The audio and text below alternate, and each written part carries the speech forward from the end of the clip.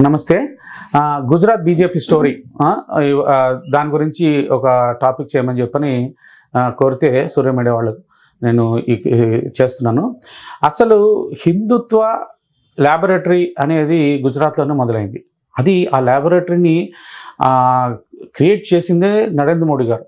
చాలామందికి తెలియదు. Narendra Modi prime minister, Gujarat chief minister అయిన తర్వాత, ప్రైమ్ మినిస్టర్ అయిన తర్వాత ఎక్కువ సౌత్లో పట్టించుకోవడం మొదలుపెట్టారు. కానీ ఆయన చిన్ననాటి సమయం నుంచి కాంగ్రెస్ ప్రభుత్వం ఉంటే ఆ కాంగ్రెస్ ప్రభుత్వం ఎగనెస్ట్గా ఆర్ఎస్ఎస్ క్యారెక్టర్స్ని కానీ విహెచ్పి క్యారెక్టర్స్ని కానీ అంతా ఆర్గనైజ్ చేస్తూ వాళ్ళకి జనాల్లో స్పీచ్లు ఇస్తూ వాళ్ళని అందరినీ చైతన్యవంతం చేస్తూ క్యాడర్ని అందరినీ ఉత్తేజపరుస్తూ అసలు 77లో ఇది ఎమర్జెన్సీ పెట్టినప్పుడు ఇందిరాగాంధీకి ఎగనెస్ట్గా పోరాటం చేసి గుజరాత్లో మొత్తం చైతన్యవంతం చేసి బీజేపీని గవర్నమెంట్లోకి తీసుకొచ్చిందే ఫ్రంట్ రన్నర్గా నిలబడి, కార్యకర్తగా అంటే ఒక లీడర్గా నిలబడి తీసుకొచ్చిందే నరేంద్ర మోడీ. ఈ యొక్క ఆస్పెక్ట్ మన తెలుగు ప్రజలకి తెలియదు. ఆయన యొక్క బ్యాక్గ్రౌండ్, ఆయన బయోగ్రఫీ చదివితే కానీ మీకు తెలియదు. ఆయన సినిమా కూడా వచ్చింది, అది చూస్తే మీకు తెలుస్తుంది. ఆయన ఫస్ట్ నుంచి ఎలా ఈ హిందుత్వ ప్లాట్ఫామ్లో ఈ బీజేపీని ముందుకు తీసుకురావడానికి ఆయన యొక్క కాంట్రిబ్యూషన్ ఏంటనేది తెలియదు మీకు. అఫ్కోర్స్ లీడర్స్గా ఫ్రంట్లో అద్వానీ గారు కానీ అటల్ బిహారీ వాజ్పేయి గారు ఉన్నా గ్రౌండ్లో చేసిన మేజర్ వర్క్ మొత్తం అంతా కూడా చేసింది నరేంద్ర మోడీ గారు. సో ఆయనకి బీజేపీ యొక్క గ్రోత్లో కాంట్రిబ్యూషన్ ఏం లేదని కొంతమంది విశ్వసిస్తూ ప్రచారం చేస్తూ ఉంటారు. అంతా చేసింది అద్వానీ అని. అద్వానీ గారు కాంట్రిబ్యూషన్ ఉంది, కానీ గ్రౌండ్ లెవెల్లో ఆర్గనైజ్ చేసింది దేశం అంతా తిరిగి ఆ రథయాత్రను కూడా ఆర్గనైజ్ చేసింది మొత్తం కూడా నరేంద్ర మోడీ గారి నేతృత్వం అంటే క్యాడర్ నేతృత్వం. సో ఈ 77లో కూడా ఎమర్జెన్సీ అప్పుడు సిక్కుగా మారువేషం వేసుకొని తప్పించుకొని ఆర్గనైజ్ చేస్తూ ఉద్యమాలు చేస్తూ చేసిన ఈ రికార్డ్స్ కూడా ఉన్నాయి. సో తర్వాత అక్కడ బీజేపీ గవర్నమెంట్ వచ్చిన తర్వాత కూడా ఆర్ఎస్ఎస్లోనే ఒక శంకర్ సింగ్ వఘేలా అని చెప్పని అతను కూడా ఆర్ఎస్ఎస్ క్యాండిడేటే, కానీ రాజ్పుట్. అయితే ఆయన పార్టీని చీల్చి వేరే కాంగ్రెస్ తోటి పెట్టుకొని సపరేట్గా గవర్నమెంట్ ఫామ్ చేశాడు. ఆ సమయంలో పటేల్, అక్కడ ఉన్న పటేల్ని కూడా వెనక మోడీ నిలబడ్డాడు కేశుభాయ్ పటేల్ కింద. తర్వాత మళ్ళీ ఆర్గనైజ్ చేసి మళ్ళీ బీజేపీని గెలిపించింది కూడా మోడీనే. అందుకనే కేశుభాయ్ పటేల్ డామినెంట్ కమ్యూనిటీ కాబట్టి కేశుభాయ్ పటేల్ని పెట్టినా కూడా అక్కడ ఎర్త్క్వేక్ 2001లోనో 2002లోనో ఎర్త్క్వేక్ వచ్చింది. ఎర్త్క్వేక్ వచ్చినప్పుడు భుజ్లో రిలీఫ్ కార్యక్రమం సరిగ్గా జరగట్లేదని అన్ని బాగా కోపంగా ఉన్న ప్రజలు అందరు మున్సిపల్ ఎలక్షన్స్లో బీజేపీని ఓడించడం మొదలుపెట్టారు. అది చూసి వీళ్ళు మన వాజ్పేయి కానీ ఎల్కే అద్వానీ గారు కానీ ఏదో ఒకటి చేయకపోతే గుజరాత్లో మళ్ళీ మన గవర్నమెంట్ పోతుందని భయపడి కేశుభాయ్ పటేల్ని తీసేసి డైరెక్ట్గా మోడీ నువ్వు వెళ్ళాలి అని చెప్పని మోడీ గారిని సెంటర్లో ఒక నేషనల్ బీజేపీ ప్రెసిడెంట్గా చేస్తున్న మోడీ గారిని వెనక్కి పంపించారు. 6 ఏళ్ళు అసలు గుజరాత్ వెళ్ళలేదు కొన్ని పరిస్థితుల వల్ల.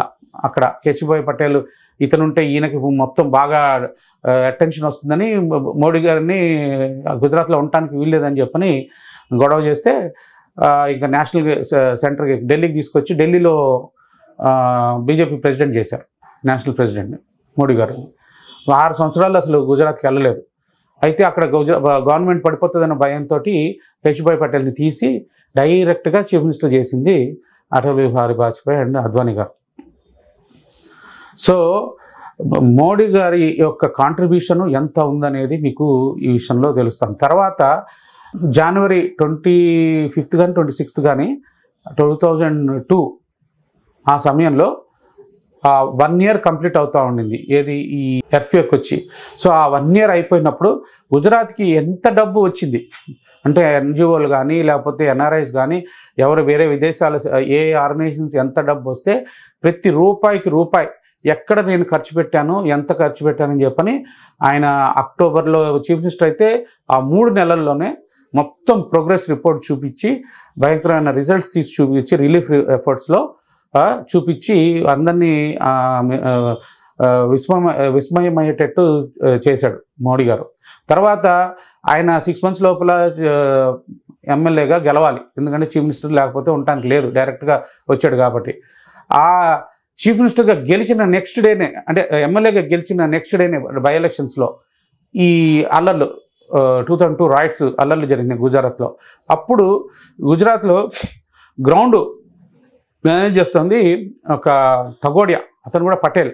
తగోడియా వాళ్ళు చాలా స్ట్రాంగ్ కమ్యూనిటీ అక్కడ. టగోడియా విహెచ్పి లీడర్గా బాగా కోపం వచ్చి రాయిట్స్ని ప్రోత్సహించాడు అని చెప్పని మోడీ గారికి రిపోర్ట్స్ వచ్చినాయి. అందుకని తగోడియాని తర్వాత తొక్కేశాడు. అంటే వాళ్ళకి ఫండ్స్ లేకుండా, అంటే ఈయన కంట్రోల్ లేకుండా వీళ్ళు ఇండిపెండెంట్గా చేస్తుంటే ఆన్సర్ ఏమో ఈయన ఇవ్వాల్సి వస్తుంది రాయిట్స్ మీద. వీళ్ళేమో కింద క్యాడర్, ఈ విహెచ్పి క్యాడర్ వాళ్ళకి కంట్రోల్లో లేకపోయేటప్పటికీ ఆయనకి ఇట్లా ఉంటే కరెక్ట్ కాదు, స్ట్రెంగ్త్ బీజేపీలో ఉండాలి, బీజేపీకి ఉండాలి పొలిటికల్ పార్టీగా అని చెప్పని బజరంగ్ దళ్ విహెచ్పికి ఫండ్స్ కట్ చేసేసాడు Modi. So Togadia next time elections, Modi prime minister అయిన తర్వాత నెక్స్ట్ ఎలక్షన్స్, గుజరాత్ ఎలక్షన్స్లో టగోడియా బీజేపీకి అగెనెస్ట్గా ఫైట్ చేసి వాళ్ళ కొడుకుని కాంగ్రెస్లోకి పంపించి VHP in Gujarat acted against the BJP government in Gujarat. అంటే ఎట్లా ఈ రాజకీయాలు ఎంత డేంజరస్గా ఉంటాయో మీరు ఆలోచించాలి. అసలు ఇక ఓడిపోతుంది అనే పరిస్థితుల్లో 99 సీట్లతో గెలిచింది. 187 సీట్లలో జస్ట్ 99, జస్ట్ పాస్ అన్న టైప్లో 180లో 99 వచ్చినాయి బీజేపీకి. ఇంకా తగ్గిపోయి లాస్ట్ మినిట్లో చాలా మోడీ పర్సనల్గా క్యాంపెయిన్ చేసి గెలిపించాడు బీజేపీని చీఫ్ మినిస్టర్, ప్రైమ్ మినిస్టర్ అయిన తర్వాత కానీ నెక్స్ట్ ఎలక్షన్స్ బాగా రికవర్ అయిపోయింది బీజేపీ. కాబట్టి ఇంకా బీజేపీకి అక్కడ తగోడియా, బజరంగ్ విహెచ్పి వాళ్ళందరికీ ఫండ్స్ లేక వాళ్ళు సర్దుమనిపోయారు. So major dominant force, political ఫోర్స్గా బీజేపీ మర్జ్ అయిపోయింది. సో ప్రజల్లో కూడా కొంచెం చైతన్యం వచ్చింది, వాళ్ళకున్న స్ట్రెంత్ ఫిడిల్ అయిపోయింది విహెచ్పి. వాళ్ళలో కొంతమంది ఇప్పటికీ నేను మాట్లాడితే వాళ్ళు చాలా కోపంగా ఉంటారు మోడీ మీద. కానీ ఎప్పుడైతే రామ జన్మభూమి ఉద్ఘాటన అయిపోయిందో, ఇనాగ్రేషను తర్వాత అక్కడ మన అద్వానీ గారికి భారతరత్న ఇచ్చిన తర్వాత ఆ కోపాలన్నీ చల్లారని అని చెప్పి అనుకుంటా ఉన్నాను. సో గుజరాత్ ఒకటే కాకుండా ఆ గుజరాత్ నుంచి ఈ రోజున ఆయన చేసిన ఉద్యమాలు ఏ స్ట్రాటజీస్ వేసి అందరినీ, అంటే కాంగ్రెస్ ఏతర శక్తులన్నింటినీ అందరినీ ఏకం చేస్తూ, అంటే ఎక్కువగా కాంగ్రెస్ ఏతర శక్తులు అంటే కమ్యూనిస్ట్ పార్టీలు, ఈ సెక్యులర్ పార్టీలు ఇవన్నీ ఉంటాయి. వాళ్ళందరిలోంచి కూడా లీడర్షిప్ను వదిలిపెట్టి కింద గ్రౌండ్ అంతా ప్రజలందరినీ కలిపి ఎట్లా చేస్తున్నాడో అదేవిధంగా దేశం అంతా చేస్తూ ఉన్నాడు. అదే ఎక్స్పెరిమెంట్ దేశం అంతా. ఇప్పుడు దళితులు నార్త్ ఇండియాలో మొత్తం ఎస్సీ ఎస్టీలు అందరూ కూడా ఈ రోజున బీజేపీ చేతిలోకి వచ్చేసారు. సో గుజరాత్ ఎక్స్పెరిమెంట్ ఇండియా మొత్తం జరగబోతోంది. జై హింద్.